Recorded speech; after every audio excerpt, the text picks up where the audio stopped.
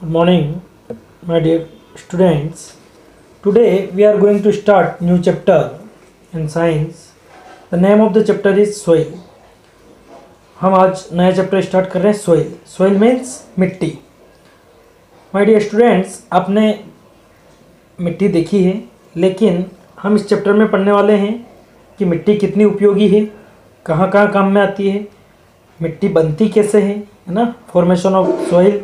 और जो लैंड है, ज़मीन में हम जब अंदर तक खुदाई करते हैं तो मिट्टी की लेयर आती है, उसमें अलग अलग टाइप की मिट्टी, उसकी लेयर, इसके बारे में हम इस चैप्टर में देखने वाले हैं.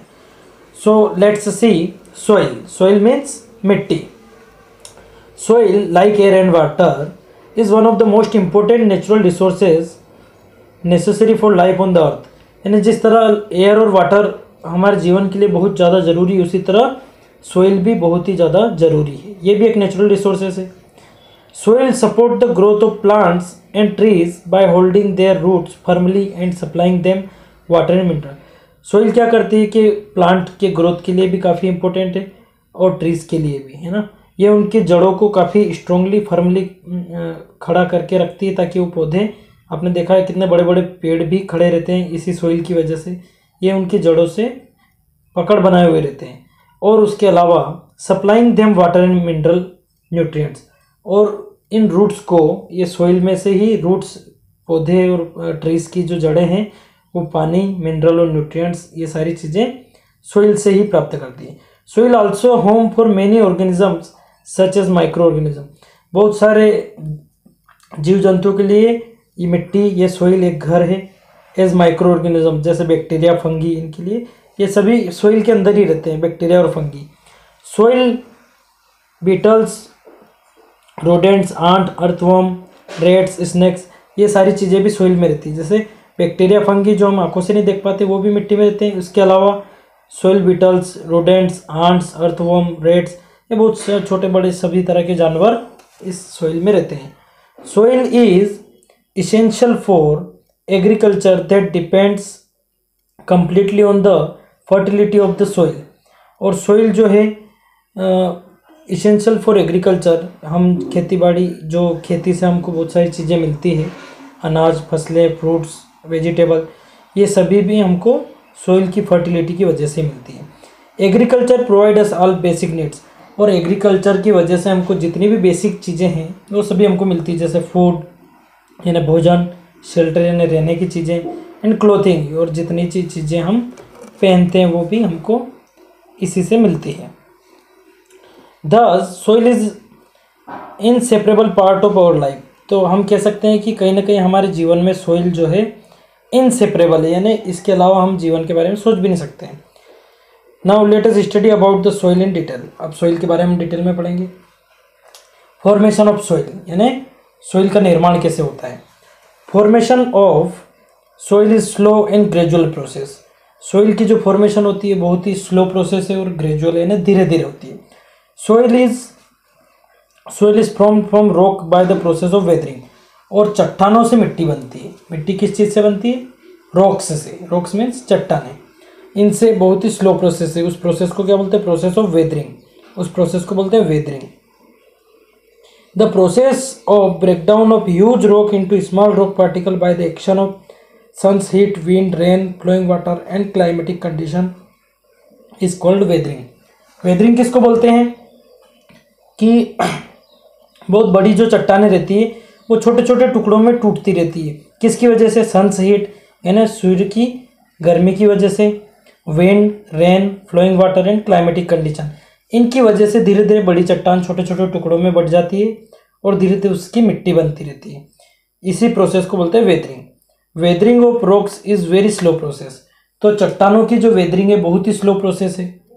It takes millions of years to break huge rocks into the fine particle. यानी लाखों साल लगते हैं एक सोइल बनने में, यानी चट्टानों को टूटकर उससे सोइल बनने में लाखों साल लगते हैं. When plants and animal die, और जब प्लांट और एनिमल मर जाते हैं, their bodies are decomposed by micro organisms. और जब वो मर जाते हैं तो उनकी बॉडी को डिकम्पोज कर लिया जाता है माइक्रो ऑर्गेनिजम्स के द्वारा, लाइक बैक्टीरिया एंड फंगी जो मिट्टी में रहते हैं वो उसको डिकम्पोज कर देते हैं to form organic matter called humus. और ये जो प्लांट और एनिमल जो मर जाते हैं इसको मिट्टी में डिकम्पोज करके क्या बना देते हैं, ह्यूमस, है ना। ह्यूमस कंटेन्स न्यूट्रिएंट्स लाइक, इस ह्यूमस के अंदर ही सारे न्यूट्रिएंट्स होते हैं like nitrogen, potassium and phosphorus. इसमें बहुत सारे न्यूट्रिएंट्स होते हैं जो प्लांट्स और ट्रीज के लिए बहुत ज़्यादा आवश्यक होते हैं। Plants need nutrients for their growth and development, और इन प्लांट्स को न्यूट्रिएंट्स और ये जो इनके डेवलपमेंट के लिए सारे न्यूट्रिएंट्स चाहिए वो इसी ह्यूमस की वजह से प्रोवाइड किए जाते हैं। इसी की वजह से प्लांट्स ग्रोथ और डेवलपमेंट करते हैं। The topmost layer of the earth crust consisting of the mixture of rocks, the topmost layer of the rocks earth crust containing mixture of rocks particle and humus is called soil. तो जो हमारे अर्थ की सबसे ऊपर की जो layer होती है जिसको टॉपमोस्ट लेयर जिसको बोलते हैं अर्थ क्रस्ट की, उसी में रॉक पार्टिकल जो रहते हैं वो और ह्यूमस, ये सभी दोनों इनका मिक्सचर मिलके ही सोइल बनता है। सिर्फ चट्टानों के फाइन पार्टिकल को ही हम सोइल नहीं कहेंगे, चट्टानों के फाइन पार्टिकल के साथ में ह्यूमस भी जब मिल जाता है तो वो सोइल बनता है।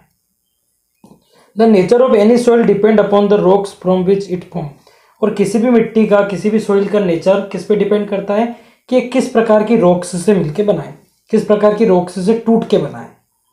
And the type of vegetation that grows in it, और किस प्रकार की वेजिटेशन इसके अंदर उगती है ना।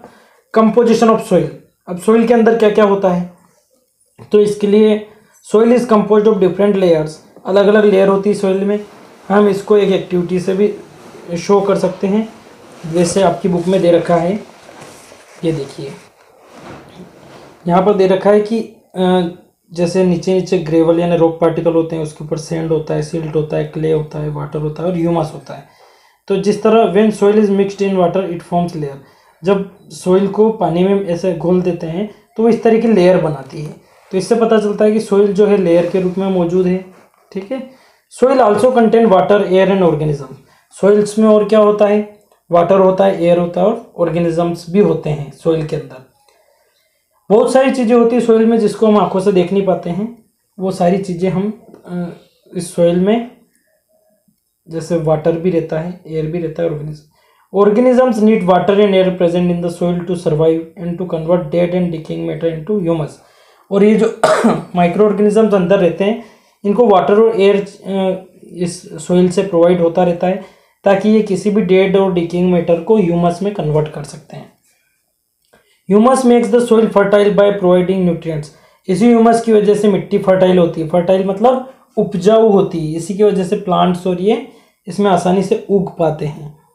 It also improve the soil texture and prevent mineral to be washed away, और इसी की वजह से जो है मिनरल इसमें टिके हुए रहते हैं, है ना।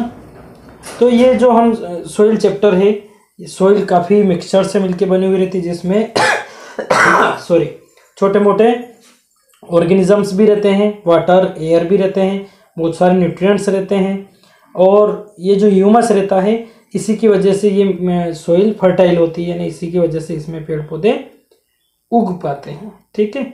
सो टुडे आज के लिए चैप्टर इंट्रोडक्शन में इतना काफ़ी है, कल से हम इसको और कंटिन्यू करेंगे। Okay bye.